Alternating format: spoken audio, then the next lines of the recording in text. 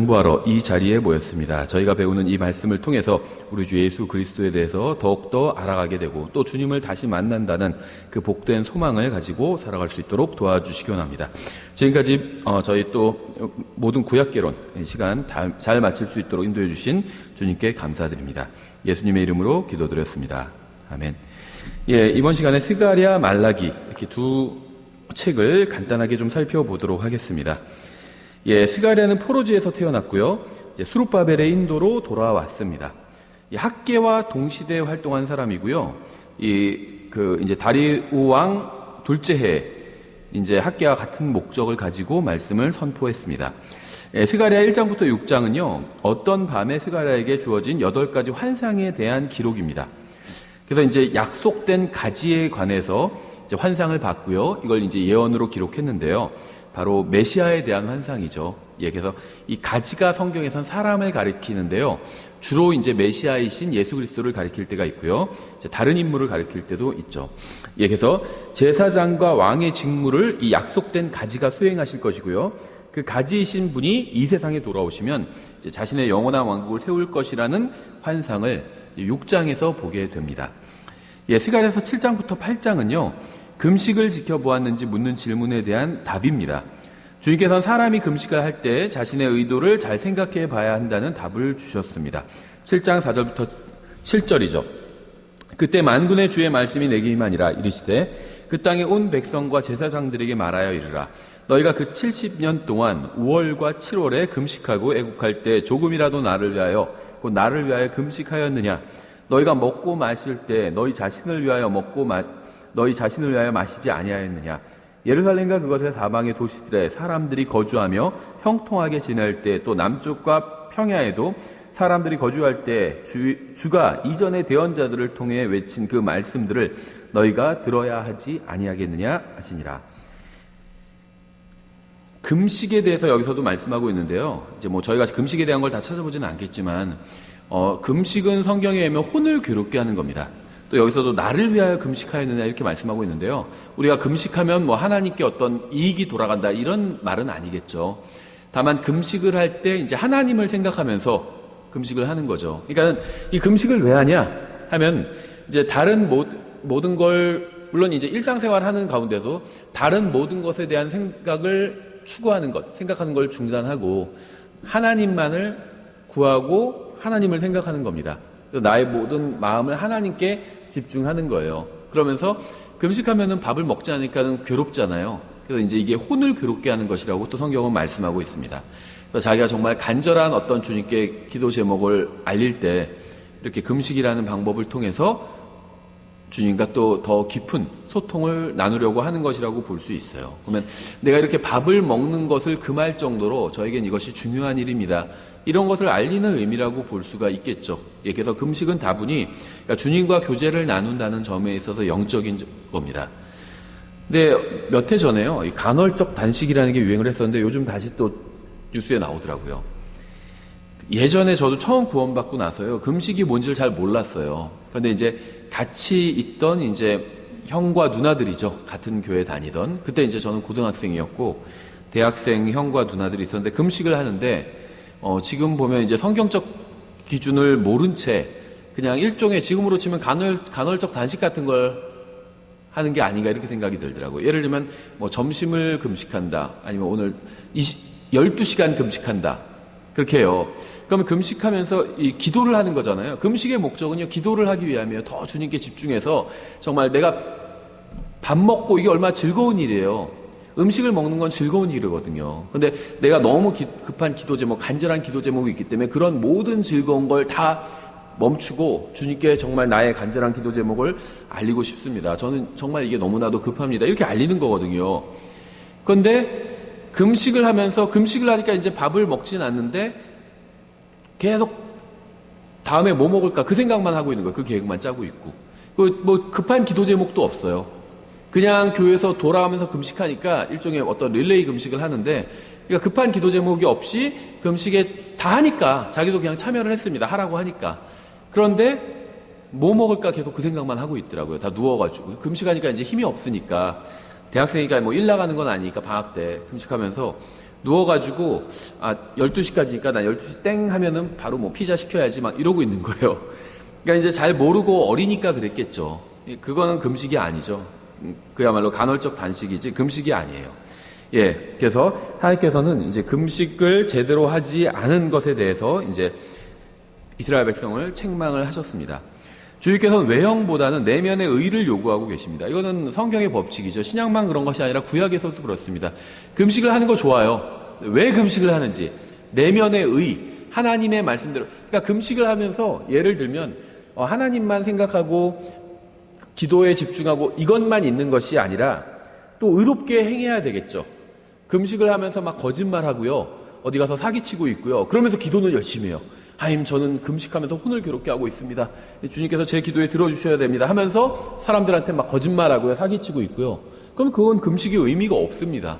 하나님께 집중하는 게 아니에요. 그렇죠. 예, 그래서 하나님께서는 항상 구약이든 신약이든 상관하지 않고 항상 내면의 의를 요구하십니다. 그렇죠.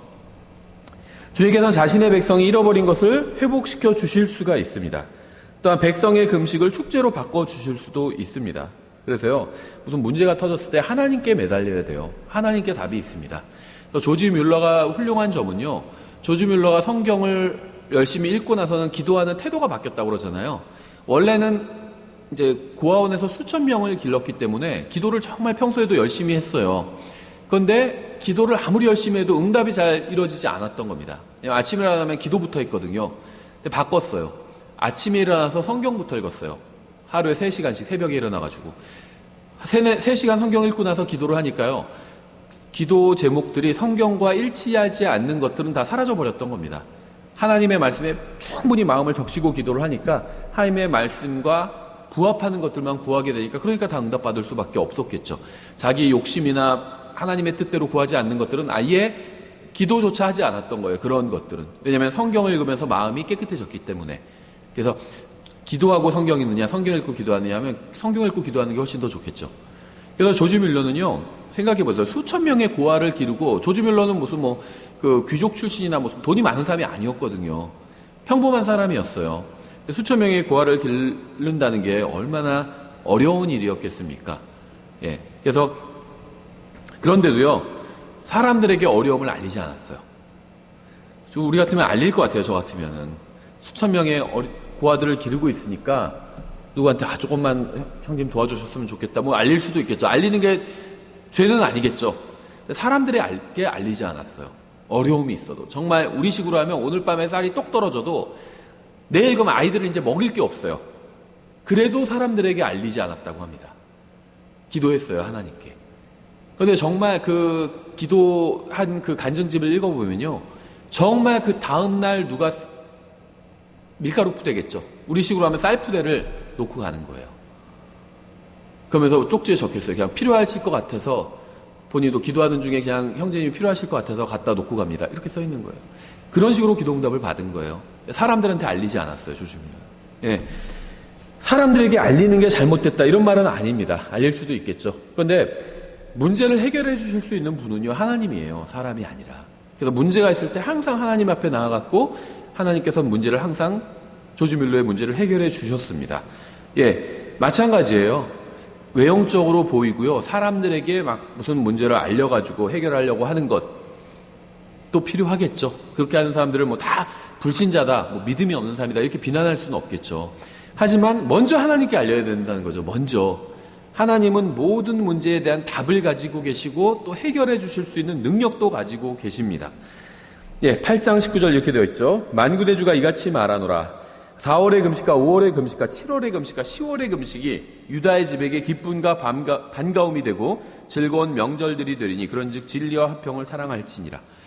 금식은 혼을 괴롭게 하는 건데요. 이 금식이 명절이 된대요. 기쁨이 되고. 그렇죠? 하나님께서 답을 주시면요. 하나님께서 문제를 해결해 주시면요. 괴로움도 즐거움이 될 수 있다는 거예요. 예, 이게 이제 8장 19절이었는데요. 스가랴서 14장까지 있죠. 예, 그 다음 부분에서는요, 두 가지 부담에 대해서 말씀을 하고 있습니다. 9장 1절, 12장 1절에서 부담이라는 말씀이 나오죠. 첫째는요, 이스라엘에게 그들의 재결합과 회복을 약속해 주고 있는데요. 또 또 둘째는 이스라엘이 메시아를 거부했기 때문에 회복이 이루어지기 전에 이스라엘에게 심판이 임할 것이라고 말씀하고 있습니다. 그러니까 대언서가 다 주의 날에 대해서 말씀하고 있죠. 예수님의 재림에 대해서 말씀하고 있는데요. 그러면서 각각 이제 다른 이야기들도 조금씩 관련된 이야기를 덧붙여서 하고 있는데, 그러니까 이 대언서들은요, 대부분이 다 이스라엘이 멸망하고 나서 아니면 멸망한 이후에 뭐 이런 멸망할 즈음에 기록이 되었잖아요. 그래서 그 이스라엘의 회복에 대해서 항상 약속이 있습니다.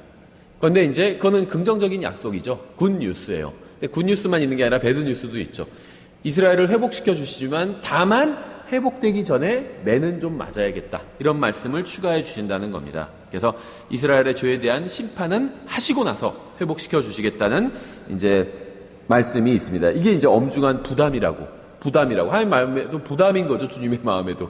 그렇죠? 예, 그런데 결국 궁극적으로는 그들의 모든 원수들은 쓰러질 것이고요. 이스라엘은 결국 주님께 거룩함이 될 것입니다. 천년왕국에서 제사장 국가가 되는 거죠. 제사장 국가가 되는 겁니다. 스가랴서의 앞부분은요, 성전 건축에 관한 실행적인 말씀을 담고 있고요. 연대를 제시하고 있습니다. 뒷부분은 연대가 제시되어 있지 않고요. 이스라엘 백성의 역사에 관한 서로 다른 세 가지 중요한 사건을 다루고 있습니다. 주님께서는 선택된 백성을 통해서 메시아를 주시겠다고 약속하셨어요. 고레스의 포고령 전에 민족은 이미 실질적으로 죽었고요. 포로지에서 장사 지낸 바 되었습니다. 영적으로 본다면. 이스라엘의 영적 상태는요, 멸망해서 바벨론으로 끌려가기 전에 유다의 영적 상태도 다 죽은 거나 마찬가지였어요. 하나님 앞에서는.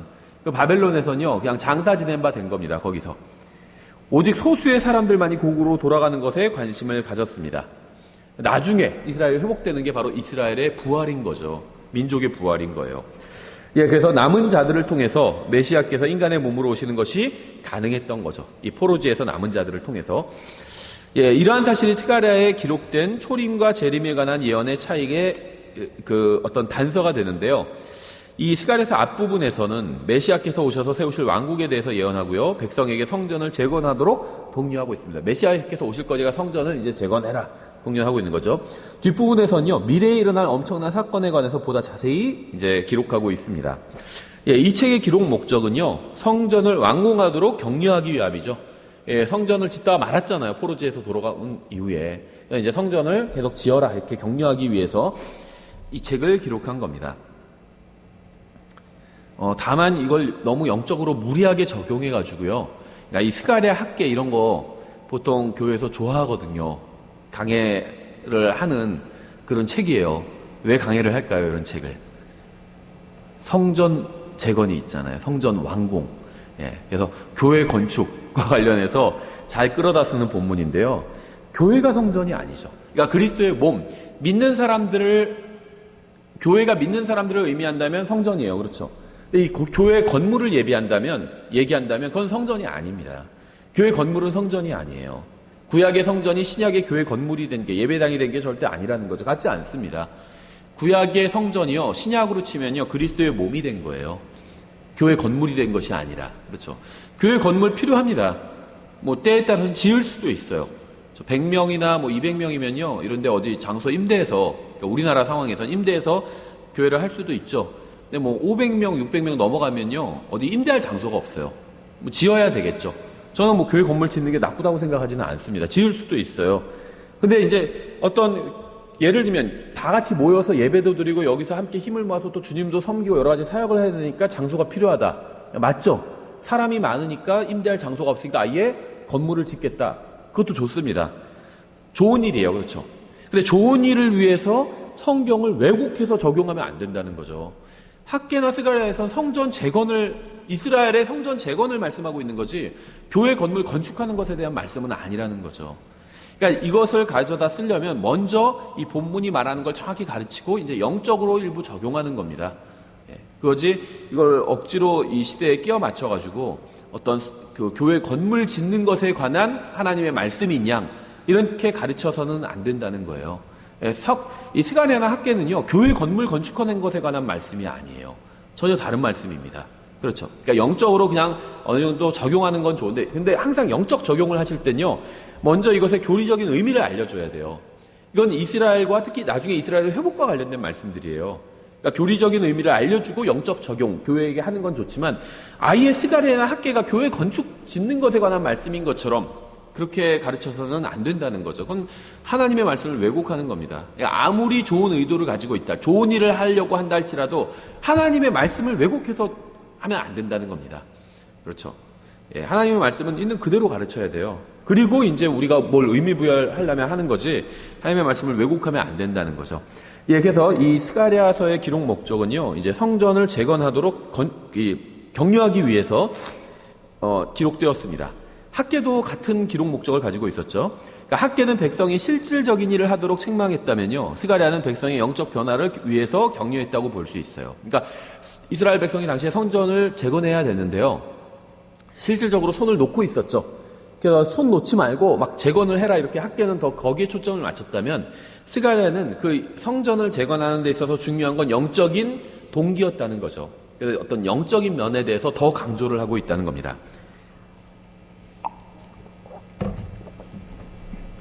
예, 스가랴의 주제는요, 메시아의 초림과 재림입니다. 3장, 6장, 9장, 12장, 14장에서 나와 있죠. 핵심 구절은요, 9장 9절부터 10절이에요. 오 시온에 따라 크게 기뻐할지어다. 오 예루살렘에 따라 크게 외칠지어다. 보라, 내 왕이 내게 임하시느니라. 그분은 의로우시고 구원을 소유하시며, 구원은 예수님께 속한 겁니다. 구원은요, 교회에 속한 것도 아니에요.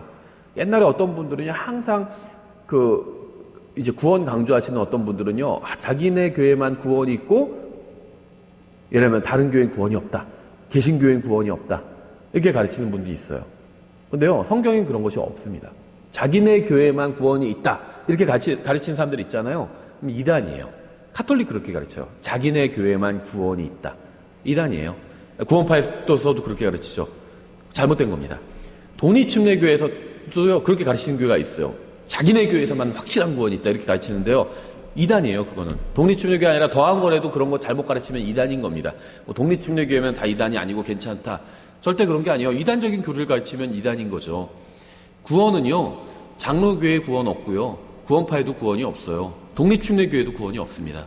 구원은 예수님께 있는 거예요. 예수님께. 예수님 안에 들어가면 구원을 받은 것이고 거기엔 구원이 있습니다. 예수님 안에 들어가려면 어떻게 해야 되나요? 예수님을 내가 먼저 모셔드리면 돼요. 그럼 성령님께서는 내가 예수님을 모셔드리는 순간에, 그게 예수님을 믿는 거죠. 내가 예수님을 믿는 순간에 예수님은 내 안에 들어오시고요, 성령님께서는 나를 예수님 안으로 집어넣어 주십니다. 그럼 거기에 구원이 있는 거예요. 예수님 안에 구원이 있어요. 예수님을 내 안에 모셔드리면 내 안에 구원이 있는 겁니다. 교회에 무슨 이런 지역교회 구원이 있는 게 아니에요. 예수님 안에 구원이 있어요. 예수님 안에. 예수님에 대한 말씀이잖아요. 그분은 의로우시고 구원을 소유하시며 겸손하사 나귀를 타시되 나귀 새끼 곧 어린 수나귀를 타시느니라. 오해할까봐 말씀드리면 우리 교회도 구원이 없어요. 구원은 예수님 안에 있습니다. 예수님 안에. 아무리 우리 교회 열심히 다니고 막 모든 설교 다 듣고 막 성경 공부 다 참여하고 다 받아 적어도요, 예수님 받아들이지 않으면 구원 못 받은 거예요. 우리 교회 구원이 없기 때문에. 구원은 예수님 안에만 있습니다. 어떤 교회의 구원이 있는 게 아니라 예수님 안에만 있어요. 예, 왜냐면 또 자기네 교회만 뭐가 있다고 주장하나 보다 막 이렇게 또 얘기하는 사람들이 있더라고요. 내가 에브라임에서 병거를 끊고 예루살렘에서 말을 끊으며 전징하는 활도 끊으리니 그가 이교도들에게 화평을 말할 것이요 그의 통치는 바다에서 바다까지 이르고 그 강에서 땅 끝까지 이르리라. 그러니까 온 세상 다 통치하신다는 거죠. 메시아께서 오시면. 예, 핵심 단어는요, 14번 사용한 주의 말씀 혹은 내 말들, 주님의 말씀이란 말이 핵심 단어고요. 만군의 주라는 표현은요, 53회나 사용하고 있어요. 또 8장에서 그 18회나 나옵니다. 집중적으로 나오죠. 스가랴서는요, 211절과 6404개의 단어로 이루어져 있습니다. 스가랴는요, 다니엘서와 마찬가지로 유대인들을 향한 하나님의 계획을 잘 보여주고 있습니다. 예루살렘을 39번이나 언급하고 있어요. 하나님께서는 예루살렘을 위해서 질투를 하십니다. 주님께서는 이교도들이 예루살렘에게 행한 것으로 인해서 그들을 심판하실 것입니다. 주님께서는 언젠가 예루살렘을 영광과 평안 가운데 회복시켜 주실 것입니다. 이 도시는요, 은혜 가운데 선택되었다는 사실이 끊임없이 언급되어 있어요. 1장에서 2장에서 3장에서 계속 하나님께서 선택하셨다 예루살렘을 이렇게 말씀하고 있죠. 그러니까 하나님께서 선택하신 것은 두 가지밖에 없어요. 예루살렘, 그다음에 이스라엘, 두 가지밖에 없습니다. 그 외에 어떤 특정한 것이나 어떤 계획이 하나님께 선택된 적이 없어요. 예수님은 선택받은 분이죠. 그러니까 예수님 안에 있으면 다 선택된 겁니다. 그러니까 예수님 외에는 다른 것이 선택된 게 없다는 거죠. 그런 말은 성경에 없다는 겁니다. 특별한 것은 이스라엘과 예루살렘밖에 없어요. 하나님 앞에서는. 그래서 하나님께서는요, 예루살렘에 긍휼을 베풀어 주실 것이고요, 어느 날 그곳에 오셔서 거하실 것입니다. 이러한 것이 이 책을 이어가는 주제입니다. 스가랴에게 주신 8가지 환상은 다음과 같은데요. 말들에 관한 환상이 나오죠. 1장 7절부터 17절에. 하나님께서는 예루살렘을 잊지 않으셨다는 사실을 보여주는 환상이고요. 다음에 뿔들에 관한 환상이 나오는데요. 1장 18절부터 21절이죠. 하나님께서는 예루살렘의 원수들을 멸하실 것이라는 환상입니다. 다음에 세 번째 측량줄을 가진 사람에 관한 환상이 나오는데요. 2장 1절부터 13절이죠. 예루살렘이 회복될 것임을 말해주는 환상이에요. 다음에 대제사장 여호수아에 관한 환상이 나오죠. 3장 1절부터 10절. 이스라엘 민족은 깨끗해질 것임에 관한 환상이고요. 다섯 번째 등잔대와 나무들에 관한 환상이 4장 1절부터 14절에 나오는데요. 하나님의 능력이 여호수아와 스룹바벨이 맞은 어려운 사명을 끝마칠 수 있도록 하나님의 능력이 도와줄 것이라는 환상입니다. 여섯 번째는 날아가는 두루마리에 관한 환상인데요. 5장 1절부터 4절이죠. 그 땅에서 짓는 죄가 반드시 심판을 받을 것이라는 말씀이에요. 그다음에 일곱 번째는 여인에 관한 환상이 나오는데 5장 5절부터 11절. 바벨론 땅으로 옮겨진 사악함, 즉 우상숭배의 근원과 종교적인 오류들이 결국 종말을 맞게 될 것이라는 환상입니다. 여덟 번째, 6장 1절부터 8절에 나오는 병거들에 관한 환상인데요. 하나님께서 민족들을 통제하고 계시기 때문에 예루살렘은 안전하다는 내용을 담고 있는 환상입니다. 제사장이면서 왕이신 분에게 왕관을 씌우면서 6장 9절부터 15절에서 하나님의 계획은 이제 절정을 맞게 됩니다. 그러니까 이 메시아에 관한 이 예언을 하면서 하나님의 계획이 절정을 맞게 된다는 거죠. 이스라엘에는요, 왕들과 제사장들과 대언자들이 있었지만 오직 예수님만이 이 세 가지 직분을 온전히 수행하실 수가 있는 유일한 분입니다. 스가랴는 예수 그리스도의 사역의 여러 면을 이제 보여주고 있는데요. 먼저 이제 가지이신 그리스도에 대해서 말씀하고 있죠. 3장 8절 뒷부분에 내가 내 종 곧 가지를 내리라 이렇게 말씀하고 있고요. 또 하나님의 종이신 그리스도에 대해서 말씀하고 있어요. 내가 내 종 가지를 내리라 그렇게 되어 있죠. 다음에 예루살렘으로 입성하시는 그리스도에 대해서 말씀하고 있죠. 9장 9절 오 시온에 따라 크게 기뻐할지어다 오 예루살렘에 따라 크게 외칠지어다 보라 내 왕이 내게 임하시느니라. 그분은 의로우시고 구원을 소유하시며 겸손하사 나귀를 타시되 나귀 새끼 곧 어린 수나귀를 타시느니라 이렇게 되어 있고요. 네 번째는요, 선한 목자이신 그리스도를 보여주고 있죠. 9장 16절 그날의 주 그들의 하나님께서 그들을 자신의 백성의 양떼같이 구원하시리니 그들이 왕관의 보석같이 되어 그분의 땅에서 귀처럼 들리리라.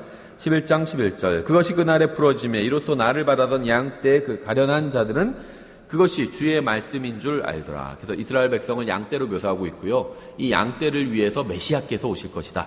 즉 목자이신 메시아께서 오실 것이다. 이런 내용을 담고 있는 거죠. 그래서 그 목자로서 매를 맞은 그리스도에 대해서 또 말씀하고 있죠. 13장 7절 만군의 주가 말하노라 오카라 깨어서 내 목자 곧 내 동료인 그 남자를 치라. 예수님에 대한 말씀이죠. 여호와 하나님께서 내 목자, 나의 목자라고 예수님을 부르고 있고요. 나의 동료라고 부르고 있어요. 예수님을. 목자를 치라. 그리하면 양들이 흩어지리니 내가 내 손을 돌이켜 작은 자들 위에 두리라. 이렇게 말씀하고 있고요. 다음에 은 30에 배반당하신 그리스도에 대해서 말씀하고 있습니다. 11장 12절부터 13절 내가 그들에게 이르되 너희가 좋게 여기거든 내 값을 내게 주고 그렇지 아니하거든 그만두라 하매 이에 그들이 은 30개를 달아 내 값으로 삼으리라. 또 주께서 내게 이르시되 그것 즉 그들이 나를 평가하여 매긴 그 상당한 값을 토기장이에게 던지라 하시기에 내가 그 은 30개를 취해 주의 집에서 토기장이에게 던지고 은 30개는 노예의 값이었죠. 예수님을 노예의 값으로 팔아버린 거죠. 일곱 번째 손에 구멍이 나신 그리스도에 대해서 말씀하고 있죠. 12장 10절 내가 다윗의 집과 예루살렘 거주민들 위해 은혜의 영과 간구하는 영을 부어주리니 그들이 나 곧 자기들이 찌른 나를 바라보고 사람이 자기 외아들을 위하여 애곡하듯 그를 위하여 애곡하며 사람이 자기의 처음 난 자를 위하여 쓰라리게 슬퍼하듯 그를 위하여 쓰라리게 슬퍼하리라. 자기들이 찌른 나를 바라보고 이렇게 말씀하고 있는데요. 먼저 이제 그 옆구리에 창이 찔리셨죠. 또 손과 발에 못이 찔리셨죠. 그래서 예수님께서 그 찔려서 몸에 구멍이 난 것에 대한 그 예언이라고 볼 수 있고요. 여덟 번째 백성을 구원하신 그리스도에 대해서 말씀하고 있죠. 13장 1절 그날의 죄와 더러움을 씻기 위해 셈이 다윗의 집과 예루살렘의 거주민들을 위해 열리리라. 이렇게 말씀하고 있고요. 9번째, 올리브산으로 오시는 그리스도에 대해서 말씀하고 있습니다. 14장 4절이죠. 그날에 그분의 발이 예루살렘 앞 동쪽에 있는 올리브산 위에 설 것이요 올리브산이 거기에 한가운데서 동쪽과 서쪽으로 갈라짐으로 심히 큰 골짜기가 생길 것이며 그 산의 반은 북쪽으로 그 산의 반은 남쪽으로 이동하리라. 예수님께서 오실 때 이제 이 큰 지각 변동이 생기게 되죠. 또 10번째, 재림하셔 왕으로 세움을 받으시는 그리스도에 대해서 말씀하고 있습니다. 14장 9절. 또 주께서 온 땅을 다스리는 왕이 되시리니 그 날에는 한 주만 계시며, 지금은 거짓 주들이 많이 있죠. 그날에는 한 주만 계시며 그분의 이름도 하나만 있으리라. 스가랴서에는요, 이스라엘의 회복과 예수 그리스도의 인격이 분명하게 제시되어 있습니다. 그래서 이스라엘의 회복에 관한 예언가요, 이제 메시아께서 오시는데 그분이 어떤 일을 하시고 어떤 분이신지가 설명되어 있다는 거죠. 제가 지금 인용한 것처럼 예수님에 대해서 10가지 이상 이렇게 자세하게 예언을 하고 있어요. 이 책의 후반부에는요, 2개의 중요한 메시지가 나오는데요. 첫 번째는 다음과 같습니다. 첫째, 7가지인데요. 알렉산더 대제의 승리가 나와 있고요, 9장에. 또 9장에 메시아께서 오심이 나와 있고요. 또 9장에 마카비 형제의 승리에 관한 예언이 있고요. 마카비란 이름이 성경에 나오지 않습니다. 이건 외경에 나오죠. 이 외경들은요, 어떤 특히 마카비서 같은 경우에는 이제 역사적인 가치는 있습니다. 진리를 담은 하나님의 진리의 말씀은 아니지만 이 역사적인 자료는 될 수 있다는 거예요. 그러니까 킹제임스 성경이요, 외경을 포함하고 있지는 않지만 이 책 안에 담고 있죠. 근데 킹제임스 성경 초판에 외경이 어디 들어있냐면요, 구약 끝, 말라기 끝, 마태복음 전, 그러니까 구약과 신약 사이에 외경을 넣었습니다. 그러면서 앞에 이렇게 이야기를 해놓고 있잖아요. 성경이라고 하면서 구약과 신약을 포함하는 본 성경 전서는 이렇게 되어 있죠. 그래서 킹제임스 성경의 번역자들은요, 외경이 하나님의 말씀이 아니라는 걸 알고 있었어요. 그래서 구약과 신약이 성경이다 이렇게 얘기하고 있고요. 외경은 따로 파트로 만들어서 넣어버린 거죠. 그럼 외경을 왜 넣냐? 외경이요, 역사적인 가치는 있어요. 그래서 지금 우리식으로 하면 뒤에 부록이 들어가 있잖아요. 부록이에요. 외경이 일종의. 성경 하나님 말씀은 아닙니다. 지도 같은 거예요. 그러면 이 성경 지도가 100% 정확한가요? 아니에요. 이건 잘못된 면들도 있어요. 그렇죠. 외경은 잘못된 부분이 있습니다. 하나님의 말씀이 아니기 때문에. 그런데 이제 또 그러니까 외경을 거부하는 이유는 다른 하나님의 말씀과 충돌을 일으키기 때문이고요. 어떠한 구약 성경을 믿는 유대인들도 이 외경을 받아들인 적이 없어요. 하나님의 말씀으로. 그래서 외경은 카톨릭이면서만 받아들이는 거죠. 이 마카비는 외경에 나오는 사람들이지만 실제 이스라엘 역사에 나오는 인물들입니다. 이스라엘 민족을 이끌고 이제 로마 제국에 항거했던 사람들이죠. 그래서 마카비 형제의 승리에 대한 예언도 있고요, 9장에. 또 메시아께서 오시는 것에 관한 예언이 10장에 또 있고요. 또 11장에 로마의 승리에 대한 예언이 있고요. 11장에 다시 메시아께서 오심에 관한 예언이 있고요. 또 11장에 이제 적그리스도가 온다는 예언이 있죠. 두 번째는 다음과 같은데, 두 번째 메시지는요, 5가지로 이루어져 있는데, 첫 번째는 대환란 중에 있는 이스라엘에 대해서 12장 1절부터 9절에서 말씀하고 있고요. 그다음에 그리스도의 재림에 대해서 말씀하고 있고 12장에서, 14장은 아마게돈 전쟁에 대해서 말씀하고 있고 1절부터 3절에서, 14장 4절부터 7절에서는 그리스도의 재림에 관해서 말씀하고 있고요. 그다음에 14장 8절부터 21절에선 다시 그리스도께서 왕국을 세우심에 관해서 말씀하고 있습니다. 그러니까요, 이 두 메시지는요, 연대기적으로 이루어진 건 아니에요. 알렉산더 대제의 승리, 다음에 예수님의 재림, 마카비 형제의 승리, 예수님의 재림, 로마의 승리, 예수님의 재림, 그 다음에 적그리스도가 옴. 그러니까 순서는 뒤죽박죽이에요. 그러니까 메시지의 어떤 강조하기 위해서 예수님의 재림을 중간에 계속 넣고 있는 거죠. 그래서 순서는 그러니까 스가랴서 9장부터 14장까지는요, 연대기적으로 기록된 것은 아니라는 겁니다. 주제별로 기록되어 있어요. 그러니까 이방 민족의 승리를 얘기하고 그러면 이스라엘 백성들이 맥이 풀릴 거 아니에요. 계속 이방 민족이 승리하고 있구나. 그러니까 중간중간에 메시아의 재림을 넣어준 겁니다. 걱정하지 마라. 예수님께서 오실 것이다. 메시아께서 오실 것이다. 그리고 또 이제 역사적인 예언을 해야 되니까 또다시 이방 민족의 승리를 얘기하고 또다시 메시아의 재림을 얘기하고 이런 식으로 반복해주고 있는 겁니다. 마지막 부담의 핵심은요, 그 날에 in that day라는 표현으로 반복되고 있는데요. 이 in that day, 그날에 대해서 말씀하시는 건요, 항상 그리스도의 재림과 관련이 있습니다. 그래서 12장, 13장, 14장에서 나오고 있죠. 스가랴서에는요, 예수 그리스도의 신성을 입증하는 구절이 굉장히 많이 있는데요. 이 성경 전체에는요, 예수님의 신성을 입증하는 말씀들이 많이 있는데, 첫 번째는 직접적으로 예수님의 신성에 대해서 말씀하고 있는 구절들이 있고요. 두 번째는요, 구약을 인용하는 구절인데요. 중요한 건 뭐냐면, 구약에서 하나님에 대해서 말씀하고 있는 구절이에요. 문맥을 보면 이건 하나님에 대해서 말씀하고 있는 구절인데, 신약에서 그 말씀을 예수님께 확 적용시켜버리는 구절들이 있다는 겁니다. 그럼 결국에는 구약의 그 창조자 하나님이 바로 예수님이라는 거죠. 그래서 이렇게 간접적으로 예수님에 대해서 증언하고 있는 구절들이 많이 있습니다. 예를 들면요, 이사야서 40장 3절에 이렇게 되어 있죠. 광야에서 외치는 자의 소리가 있어 이르기를 너희는 주의 길을 예비하라. 여기서 주님 누굴까요? 하나님이에요. 그렇죠. 주의 길을 예비하라. 사막에서 우리 하나님을 위해 큰 길을 곧게 만들라. 이렇게 얘기하고 있죠. 요한복음 1장 23절 그가 이르되 나는 대언자 이사야가 말한 것 같이 주의 길을 곧게 하라 하고 광야에서 외치는 자의 소리로다 하니라. 요한복음 3장 28절 너희 자신이 나에 대해 증언하되 곧 내가 이르기를 나는 그리스도가 아니요 그분 앞에 보내진 자라 한 것을 증언하니라. 그러니까 침례인 요한은 예수님의 길을 예비하기 위해서 왔죠. 그러면은 결국 이 주의 길을 예비하라는 이사야서 40장 3절의 예언은 예수님께 적용이 되죠.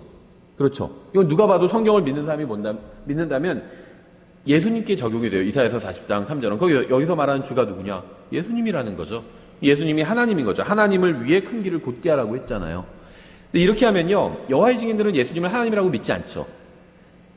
창조된 하나님이라고 하지 창조자 하나님은 아니라고 하거든요. 그건 말장난하는 거죠. 창조된 하나님은 하나님이 아니죠. 그렇죠. 누가 예를 들면 누가 이름이 하나님이에요. 하나님이에요. 누가 이름이. 그럼 그렇다고 해서 그 사람이 하나님은 아니잖아요. 이름이 하나라는 친구가 있거든요. 하나. 페이스북에 이름만 나와요. 그래서 하나하고 님자 붙이자. 그러니까 하나님이 메시지를 보냈습니다. 그 친구가 메시지 보내면 그렇게 뜨거든요. 항상. 그 친구가 하나님은 아니죠. 이름이 하나님이에요. 그렇죠. 그러니까는 예수님의 이름이 하나님인데 사실은 예수님은 창조되었다. 이러면 그건 하나님이 아니라는 거죠. 말장난하고 있는 거예요. 근데 제가 왜 여호와의 증인 얘기를 하냐면 이런 구절을 보여주면요. 여호와의 증인 뭐라고 하냐면 그건요. 예수님의 길을 예비했는데 예수님은 하나님을 위해서 왔잖아요. 그러니까 예수님을 위해서 한 게 예수님이 하나님은 아니지만 하나님을 위해서 한 거나 마찬가지예요. 이런 식으로 얘기해요. 사도행전 20장에서 하나님의 피라는 표현이 나오잖아요. 하나님이 피가 있기 위해서 몸이 있어야 되잖아요. 근데 하나님은 몸으로 오신 분은 예수님이잖아요. 그럼 예수님이 하나님이라는 걸 입증하는 거거든요. 구절이. 근데 그 구절을 보여주면 또 뭐라고 얘기하면요. 온 세상 모든 게 다 하나님 거잖아요. 그러니까는 예수님의 피는요. 하나님의 피예요. 우리의 피도 하나님의 피죠. 그런 식으로 하면 모든 게 다 하나님의 건데. 그렇죠. 그럼 내가 자동차 운전하고 가면 그러면 하나님께서 운전하고 가시는 거나 마찬가지죠. 내가 하나님의 거니까. 그럼 말장난이죠. 그렇죠. 그럼 어떤 사람이 지옥에 가면 하나님이 지옥에 가는 거네. 하나님의 것이 지옥에 가는 거네요. 그건 아니죠. 그런 식으로 얘기할 수는 없다는 거죠. 모든 것이 하나님의 것이지만 그렇게 갖다 붙일 수는 없다는 겁니다. 성경에서 하나님의 것이라고 하는 건요. 그건 직접적으로 하나님의 것을 그렇게 말하는 거지. 예수님이 하나님은 아니지만 예수님의 피는 결국 예수님의 소유주도 하나님이기 때문에 예수님의 피도 하나님의 피다. 이거는 갖다 붙이는 거고 궤변이죠. 궤변. 그래서 성경은 이렇게 예수님의 신성을 입증하는 구절들이 많이 있는데 몇 개만 더 보면요. 이사야서 45장 23절. 내가 나를 두고 맹세하기를 내 입에서 의로움 속에서 말이 나갔은즉 그것이 돌아오지 아니하리니 이로써 모든 무릎이 내게 굴복하고 모든 혀가 맹세하리라 하였노라. 우리가 잘 아는 구절이죠. 모든 무릎이 주님께 굴복한대. 여기서 이사야서 45장 23절의 화자는 하나님이거든요. 하나님이요. 모든 무릎이 자기에게 굴복할 거라고 말씀하셨어요. 당연하죠. 근데 이걸 빌립보서 2장 10절에서 어떻게 인용하고 있죠? 하늘에 있는 것들과 땅에 있는 것들과 땅 아래에 있는 것들의 모든 무릎이 예수라는 이름에 굴복하게 하시고 또 모든 혀가 예수 그리스도는 주시라고 시인하여 하나님 아버지께 영광을 돌리게 하셨느니라. 예수님 앞에 굴복한대요. 예수님의 신성을 인정하고 있는 거죠. 로마서 14장 11절 기록된 바 내가 살아있음을 두고 맹세하노니 모든 무릎이 내게 굴복하고 모든 혀가 하나님께 자백하리라 주가 말하노라 하였느니라. 이렇게 되어 있죠. 다 인용하지는 않겠습니다. 리스트를 쭉 제가 그 성경 구절 인용해 놨죠. 이사야서 44장 24절과 요한복음 1장 3절 비교해 보면 마찬가지고요. 이사야서 6장 9절부터 10절, 또 요한복음 12장 47절부터 41절. 하나님에 대한 말씀을 예수님에게 적용하고 있어요. 신약에서. 구약에서 하나님에 대한 말씀을 하고 있는데 신약에서는 그걸 예수님에 대한 말씀으로 인용하고 있다는 거죠. 예수님이 하나님이라는 증거죠. 이사야서 8장 13절부터 14절, 베드로전서 2장 7절부터 8절 마찬가지죠. 이사야서 42장 8절과 요한복음 17장 5절 마찬가지입니다. 이사야서 60장 19절, 또 누가복음 2장 30절부터 32절, 예수님이 하나님이라는 걸 증언하고 있죠. 시편 102편 24절부터 27절, 히브리서 1장 12절부터 10절부터 12절, 또 시편 45편 6절부터 7절, 히브리서 1장 8절부터 9절 마찬가지죠. 시편 23편 1절, 이사야서 40장 10절부터 11절, 요한복음 10장 11절 이렇게 같은 말씀을 하고 있고요. 열왕기상 8장 39절, 또 계시록 2장 23절 같은 말씀이에요. 요엘 2장 32절, 또 로마서 10장 9절부터 13절, 구약의 하나님이 신약의 예수님이란 걸 증언하고 있죠. 또 출애굽기 3장 14절, 요한복음 8장 58절과 59절, 구약의 하나님이 신약의 예수님이란 걸 증언하고 있고요. 말라기 3장 1절과 마태복음 11장 10절 마찬가지죠. 또 출애굽기 19장 18절부터 21절과 히브리서 12장 18절부터 26절 마찬가지죠.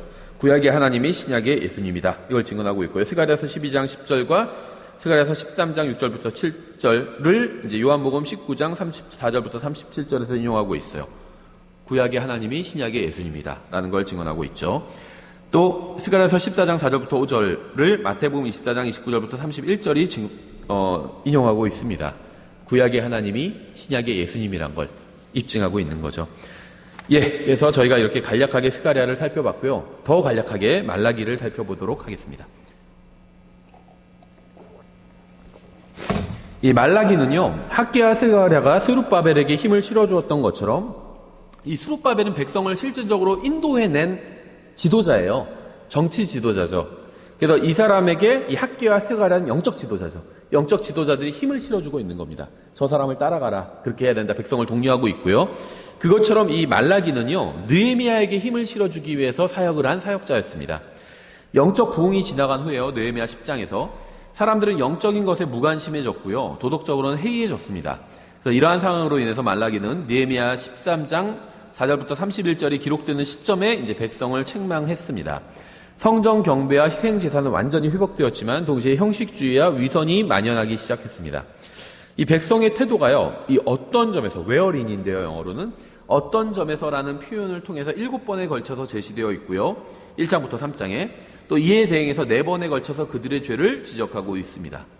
그러니까 어떤 점에서 우리가 뭘 잘못했느냐, 백성이 이렇게 얘기하면요, 하나님께서 이런 점에서 너희가 잘못했다 이렇게 지적해 주고 계신 거죠. 4가지 점에 있어서 그들을 주님께서 지적하고 계신데요. 첫 번째, 영적인 면에 있어서 그들은 신성 모독의 죄를 지었고요. 두 번째, 도덕적인 면에서 그들은 이제 음행, 거짓, 위선 이런 잘못된 죄를 저질렀고요. 사회적인 면에 있어서 그들은 이제 가족을 부양하는 의무를 또 제대로 이행하지 않았고요. 이제 물질적인 면에 있어서 그들은 정해진 11조를 드리지 않아서 하나님의 것을 도둑질했습니다. 그래서 말라기도 은근히 자주 설교하는 그 본문 중에 하나죠. 왜일까요? 11조 얘기가 있어서. 11조를 해가지 않은 사람들을 막 도둑놈이라고 하나님께서 부르고 있죠. 도둑질해 간다고. 그래서 막 11조 안 하는 사람은 도둑놈이다 막 이렇게 설교하는 설교를 실제 저도 들은 적이 있어요. 근데 이거는 신약에 대한 말씀이 아니죠. 구약 성도들에게 하시는 말씀입니다. 왜 11조만 강조해요? 그렇죠. 구약에서 11조는 율법이죠. 그런데 이 11조를 안 했다고 정죄를 한다면 만약에 신약의 그리스도인들이 율법을 지켜야 된다 믿으니까 그런 설교를 하겠죠. 그러면은 율법을 다 지켜야 된다고 설교를 하지 왜 11조만 강조하는지 모르겠어요. 그렇죠. 다른 것은 강조를 안 해요. 율법의 다른 것들은 강조 안 하죠. 율법을 지키려면 어떻게 해야 되죠? 이방인이요, 율법을 지키는 건 불가능합니다. 돼지고기 먹으면 안 되죠. 안식교인들 돼지고기 안 먹는 거잖아요. 율법 지키려고. 그런데도요, 그것도 위선이에요. 율법에서는요, 11조 해라, 돼지고기 먹지 말아라, 이것만 있나요? 섞어 짠 옷을 입지 말라고 되어 있어요. 혼방 입으면 안 돼요. 근데 혼방을 안 입으면요, 입을 옷이 없어요. 왜냐하면은, 이 네이는 면 소재거든요. 혼방이 아니에요. 대부분 좋은 네이는 혼방이 아니라 면 소재입니다. 면으로 된 옷이 네이로는 좋은 소재예요.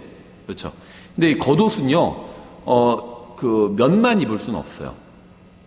혼방이 들어가야 됩니다. 그래야지 튼튼해져요. 면은요, 이 내구성이 좀 약하거든요. 그래서 피부에 닿는 거는 부드러운 거, 내구성이 좀 약해서 면으로 된 걸 입는데 외부에는 면으로 된 것만 입으면 이게 금방 낡아져요. 그래서 혼방을 입는 거거든요. 섞어 짜는 거예요. 이 좀 더 강하게 하기 위해서. 근데 혼방 입지 말라고 되어 있잖아요. 섞어 짠 옷 입지 말라고 되어 있거든요. 그게 율법이에요. 그러니까 율법을 지키려면 혼방 입으면 안 돼요. 근데 딱 혼방으로 된 섞어 짠 실크, 이 양복 같은 것도 안에 보면 나오거든요. 옷 그 구성 성분이. 근데 뭐 면 몇 퍼센트 뭐 여름에 또 마 들어간 것 같이 마 40% 들어갔다는 거 딱 적힌 거 입고 나와요. 안식교 목사님도. 예. 안 지키는 거죠, 성경. 예. 그러니까 자기가 지키고 싶은 것만 지키는 것, 그건 불신이죠. 믿음이 아닙니다. 예, 그래서 이 11조에 대한 강력한 경고가 있지만요, 이건 신약에 해당하는 교리는 아닙니다. 그렇다고 해서 11조 하는 사람 잘못됐다 이런 얘기는 아니에요. 자기가 나는 주님께 헌금을 10분의 1만 드려야겠다. 10분의 1을 드리고 싶다. 그래서 11조죠. 그럼 10분의 1이니까. 그렇게 하는 건 잘못이 아닙니다. 어떤 사람이 근데 나는 우리 상황에선 20분의 1만 드려야겠다. 그렇게 드릴 수 있는 거죠. 우리 상황에선 5분의 1을 나는 드리고 싶다. 그렇게 드리면 되는 겁니다. 그러면 11조가 아니죠, 그거는. 자기가 마음에 정한 대로 하라고 했어요, 성경에서는. 다만, 마음에 정한 대로니까 난 10,000분의 1만 드려야겠다. 성경에서는 인색하게 하지 말라고 그랬잖아요. 그러니까 마음에 정한 대로 드리되 인색하게 하면 안 되고요. 그러니까 성경의 기본적인 원칙이 나옵니다.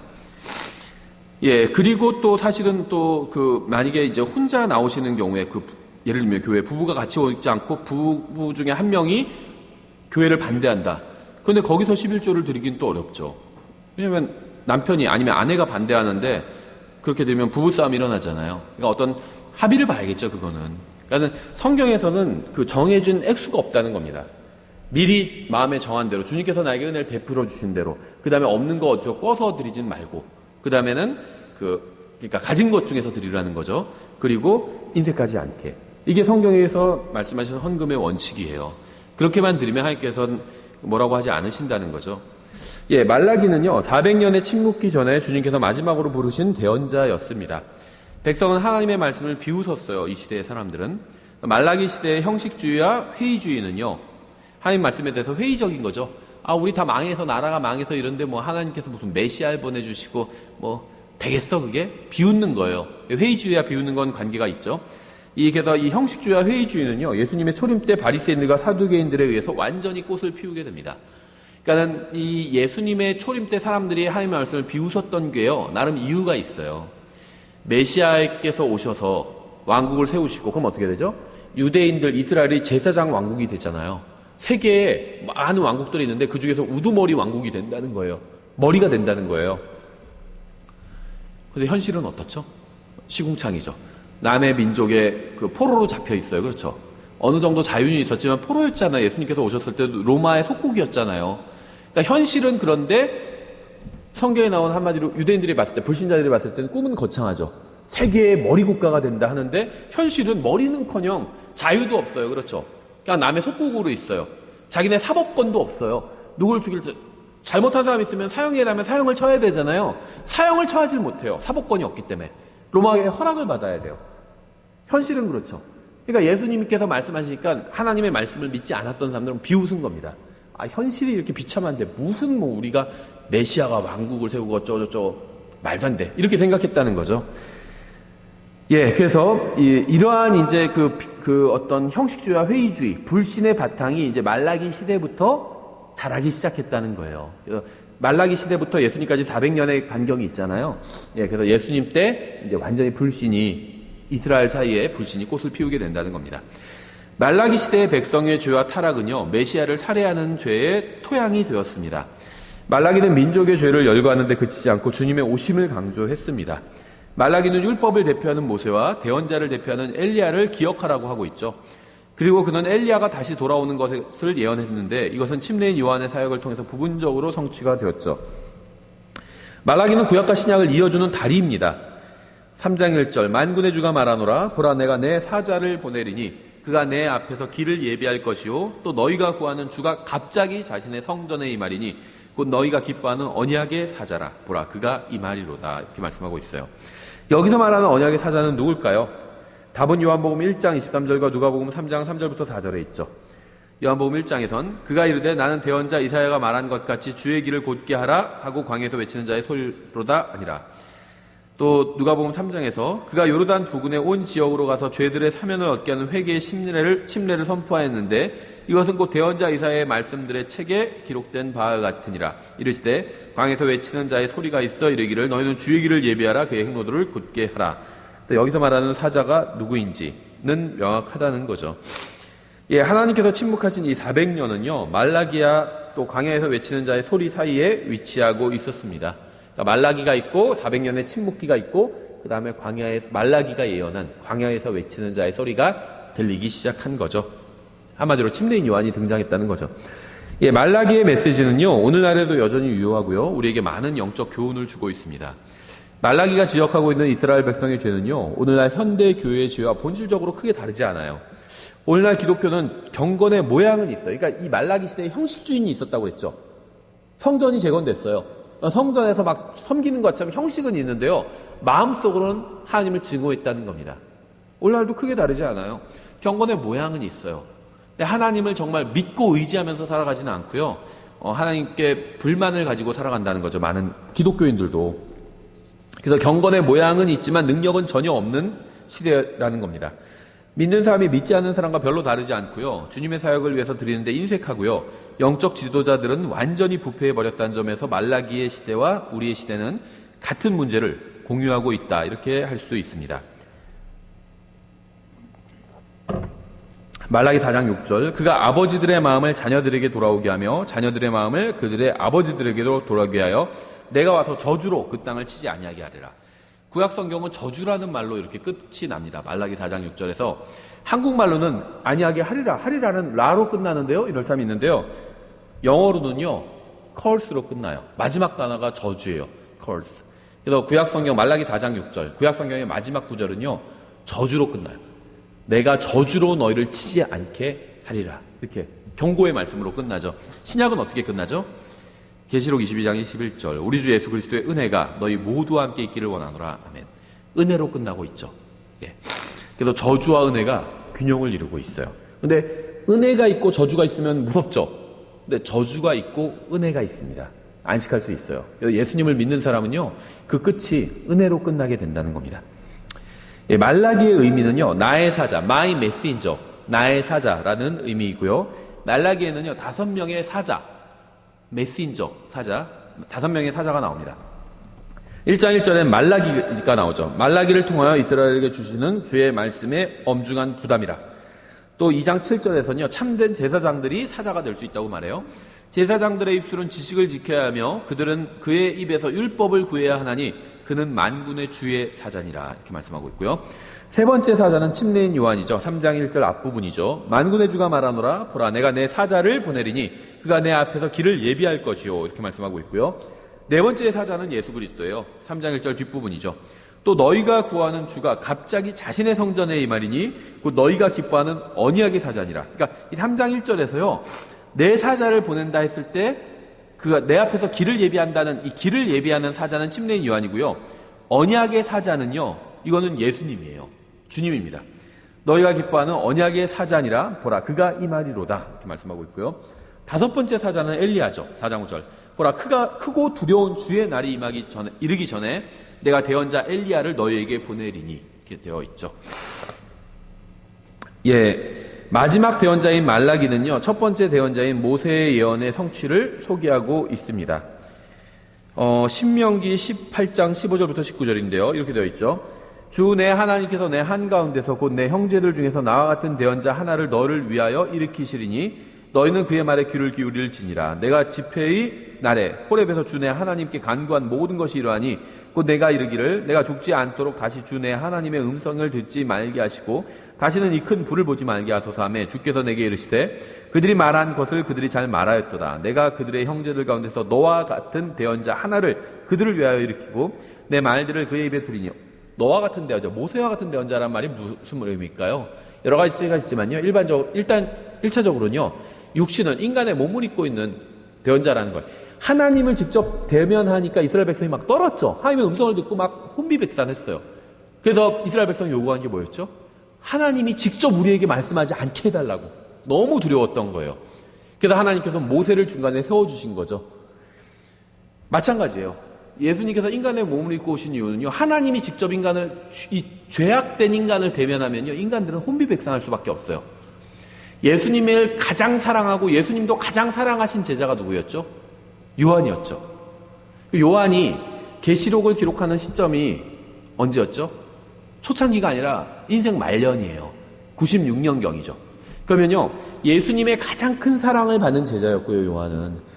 예수님과 60년 이상을 교제를 나눴습니다. 그렇죠? 한 70년 이상 교제를 나눴어요, 예수님과. 그런데 갑자기 어느 날 예수님께서 나타나셨죠. 그래서 계시록의 내용이 시작되잖아요. 그때 요한이 어떻게 됐죠? 죽은 자 같이 그 앞에 엎드려졌어요.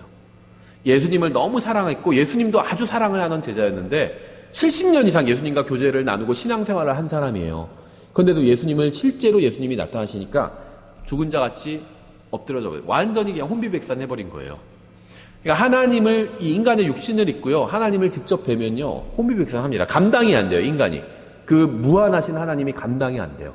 그래서 우리가 근데 지금 하나님을 만날 때는 이 몸을 입고 만나는 게 아니잖아요. 죽어서 가도 몸은 벗어나죠. 휴거돼서 들림받아 올라오면 몸이 변화되죠. 그리고 이제 하나님을 만나게 되는 거거든요. 이 육신, 이것은요, 한계가 있어요. 막 사람이 고도만 올라가도 막 육체가 버티지 못하잖아요. 그러니까 어떤 물리적인 압박을 육체가 물속 수십 100m, 200m 내려가면, 그냥 몸으로 내려가면 무슨 잠수병 같은 거 걸리고 그러잖아요. 육체가 버티지 못하는 거거든요. 영적인 압박도 버티지 못하는 거예요. 그래서 이 몸이 변화를 입고 올라와서 하나님을 만나는 겁니다. 그렇지 않으면 하나님을 만날 수가 없어요. 그래서 나와 같은 대언자라는 건요, 이렇게 하나님이 감당이 안 되기 때문에 인간이 감당이 안 돼요. 그래서 인간의 몸을 입고 하나님께서 내려오신 겁니다. 부드럽게 내려오신 거죠. 인간이 좀 감당되는 상태로. 그러니까 같은 인간의 모습으로 내려오니까 감당이 돼요. 그런데 얘기를 해보니까 이분은 인간이 아니에요. 인간의 육체는 인간인데 우리는 인간의 육체 안에 인간의 혼이 들어있잖아요. 인간의 육체 안에 하나님이 들어가 계셨던 거예요. 그렇죠. 그러니까 하나님을, 예수님을 만난 사람들은 다 그걸 알아차린 겁니다. 그렇죠. 예수님께서 돌아가시는 순간에도 백부장님께서 그런 고백을 하잖아요. 이분이 누구이시기에 이런 고백을 하잖아요. 그렇죠. 이분은 의로운 분이었다. 고백을 하고 있는 거죠. 신명기 18장의 말씀을 사도행전 3장에서 인용하고 있죠. 그대로. 너희는 3장 19절부터 26절에 너희는 회개하고 회심하라. 그리하면 새롭게 하는 때가 주의 앞으로부터 이를 때 너희 죄들이 말소될 것이요. 또 그분께서 예수 그리스도 곧 너희에게 미리 선포된 분을 보내시리라. 하나님께서 세상이 시작된 이래로 자신의 모든 거룩한 대언자들의 입을 통하여 말씀하신 때 곧 모든 것을 회복하시는 때까지는 하늘이 반드시 그분을 받아들여야 하느니라. 진실로 모세가 조상들에게 이르되 주 너희 하나님께서 너희 형제들 중에서 나와 같은 대언자 하나를 너희를 위하여 일으키시리니 그가 너희에게 무엇을 말하든지 너희는 모든 일에서 그의 말을 들을지니라 하면서 예수님에 대한 말씀을 쭉 하고 있죠. 신명기 18장을 이용하고 있고요. 그래서 그 말라기는요, 모세를 기억하라고 이렇게 얘기하고 있는 거죠. 예수님을 기억하고 모세를 기억하라. 왜냐하면 하나님께서는요, 모세와 같은 대언자를 보내주실 것이다. 바로 메시아죠. 그래서 메시아에 관한 예언을 하면서 모세를 기억하라고 말라기가 지적한 이유입니다. 말라기의 기록 연대에 관해서 논쟁이 좀 있는데요. 대략 BC 450년부터 395년 사이에 있습니다. 자유주의자들은요, 연대를 몇백 년 후로 좀 더 늦추려고 합니다. 연대를 늦추면 성경의 예언을 부인할 수 있고요. 그렇게 되면 성경이 하나님의 영감으로 주어졌다는 사실도 거부할 수가 있죠. 그러니까 자유주의자들은 성경의 기록 연대를 후대로 잡으려고 하는데요. 예언이 미리 기록된 것이 아니라 실제로 사건이 일어난 후에 기록된 것이고 따라서 예언이 조작되었다고 주장하려고 한다는 거죠. 하지만 말라기의 연대는요, 이 페르시아인들이 패권을 잡던 때인 둘째 성전이 봉인된 이후인 BC 516년경입니다. 그래서 말라기는요, 느헤미야와 학개처럼 느헤미야와 학개가 언급한 것을 동일하게 언급하고 있어요. 그래서 동시대 인물이라고 봐야 된다는 거죠. 더 후대 사람이 아니라. 그래서 말라기 시대의 사회적 상황과 영적 상황은요, 에스라와 느헤미야 시대와 일치하고 있습니다. 그래서 말라기가 지적하고 있는 이 학대는요, 느헤미야가 두 번째로 예루살렘을 방문했을 때 지적한 것과 동일합니다. 그래서 같은 시대의 사람일 거라고 보는 게 합리적이라는 거죠. 말라기가 느헤미야 시대에 말씀을 선포했는지 아닌지에 대해서는 의문이 좀 있는데요. 이 말라기는 1장 8절에서 선물에 대해서 언급하는데 느헤미야는 모든 선물을 거부했다고 5장에 나와요. 그러니까 이제 이 총독에게 선물 주는 얘기를 하고 있거든요. 그러니까 물론 말라기가 백성이 총독에게 선물을 바쳤다고 직접적으로 얘기하고 있는 건 아니고요. 그냥 예화를 들고 있는 것일 수 있죠. 말라기 1장 8절에서 총독에게 선물 주는 것에 관한 얘기를 하거든요. 근데 느헤미야가 총독으로 왔잖아요. 느헤미야 5장에서 선물을 다 거부하거든요. 예, 그래서 뭔가 관련이 있는 말씀일 수도 있고 아닐 수도 있다는 겁니다. 말라기서의 서술 방식은 좀 흥미로운데요. 말라기는 하나님께서 자신의 백성에게 논쟁하시는 형식으로 이루어져 있습니다. 먼저 제사장들과 논쟁하시고 이후에 민족의 남은 자들과 논쟁을 하시는데요. 주님께서 이사야서 1장 8절에서 논쟁하자고 하신 것처럼 말라기 전체에서 자신의 백성과 논쟁하고 계십니다. 그래서 대화의 형식은요. 대언자가 하나님을 대변해서 말하고요. 제사장과 백성이 답하는 방식으로 이루어져 있어요. 말라기서에는요. 23개의 질문이 나옵니다. 핵심 단어는 11번 나온 너희가 말하기를 이고요. 또 어떤 점에서라는 표현은 6번 나오고요. 저주받으니란 말은 7번 나옵니다. 말라기는 55절과 1783개의 단어로 이루어져 있고요. 핵심 구절은 3장 9절부터 10절입니다. 너희가 저주로 저주를 받았나니 이는 너희 곧 이 온 민족이 내 것을 강도질하였기 때문이라. 만군의 주가 말하노라. 너희는 모든 11조를 창고로 가져와 내 집에 먹을 것이 있게 하고 이제 그것으로 나를 시험하여 내가 너희를 위해 하늘의 창들을 열고 받을 곳이 없도록 너에게 복을 쏟아붓지 아니하나 보라. 백성이 11조를 하지 않은 결과는 하나님께서 손해를 당하시는 것이 아니라요. 백성 자신이 손해를 당하는 겁니다. 그렇죠. 그러니까 하나님의 말씀에 순종하면 이걸 이제 우리가 영적으로 적용하면요. 하나님의 말씀에 순종하면 이익을 얻는 대상은 하나님이 아니라 말씀에 순종하는 사람인 우리인 거죠. 우리가 하나님 말씀에 순종한다고 해서 뭐 하나님께 이익이 떨어지는 게 아니라는 겁니다. 하나님의 말씀대로 하면 이득을 얻는 본인은 하나님이 아니라 우리 자신이라는 거예요. 예, 말라기 1장은요, 주님께 희생을 드리는 것을 경멸하는 백성에 대해서 다루고 있고요. 백성은 주님께 희생을 드리기는 하지만 마음으로는 그 일을 증오하고 있습니다. 또 2장은요, 부패한 제사장들을 책망하고 있고요. 또한 도덕의 붕괴와 만연한 이혼을 지적하고 있습니다. 3장은 주님께서 오심을 증언하고 있고요. 백성의 탐욕과 불신을 책망하고 있습니다. 말라기는 4번에 걸쳐서 주의 날을 언급하고 있어요. 1장, 3장, 또 4장에서요. 또 그날이라고 부르고 있어요. 3장 또 4장에서. 이 구약 성경의 끝을 맺으면서 마지막으로 주는 훈계는요. 모세의 율법을 기억하라는 것이었습니다. 또 마지막으로 주는 예언은요. 엘리야가 와서 주의 날로 인도에 간다는 것이었고요. 마지막 경고는요. 만일 백성이 회개하지 않고 하나님께로 돌아오지 않고 주님의 말씀을 믿지 않으면 주님께서 오셔서 저주로 땅을 치시겠다는 것이었습니다. 그러니까 마지막 훈계와 예언과 경고가 다 들어있죠. 구약 성경은 이렇게 시작하고 있죠. 창세기 1장 1절에서 처음에 하나님께서 하늘과 땅을 창조하시니라 이렇게 시작합니다. 또 하나님께서 자신이 만드신 것을 보니까 좋았다고 증언하고 있죠. 무지한 상태로 만들어진 인간은요. 아름다운 동산에서 자신의 창조자와 교제를 나눴습니다. 하지만 구약 성경은요. 내가 와서 저주로 그 땅을 치지 아니하게 하리라는 말씀으로 끝을 맺고 있습니다. 아담의 타락이 정말 슬픈 결과를 인류에게 가져왔다는 걸 알 수가 있죠. 이 구약 성경에서는요, 모든 소망과 기쁨과 행복이 미래의 어느 한 날에 임할 것이라고 예언을 합니다. 그렇죠. 그러니까 모든 대언서의 주제는 주의 날이잖아요. 예수님의 재림이거든요. 그래서 모든 행복과 기쁨이 그날에 이루어질 것이다. 민족들은 심판받죠. 배교한 이스라엘도 예수님의 재림의 날에 심판받습니다. 하지만 남은 자들, 주님께로 돌아온 자들은 예수님께서 재림하시는 그날에 모든 기쁨을 얻게 되는 날인 거죠. 그래서 구약 성경은요, 모든 기쁨이 미래의 어느 한 날에 임할 것이다 이렇게 말씀하고 있어요. 근데 신약 성경은 다르죠. 예수 그리스도의 고난과 피 흘리심과 우리의 죄로 인한 죽음과 부활과 승천과 휘장이 찢어짐과 하늘이 열림과 또 성령님께서 믿는 사람 안에 거하심을 통해서 현재 미래의 어느 날이 아니라 현재 기쁨을 누릴 수 있다고 말씀하고 있어요. 그렇죠. 예, 그래서 저희가 그 말라기까지 아주 간략하게 살펴봤습니다. 예, 저희가 잠깐 녹음을 멈추고 기도 제목을 나누겠습니다.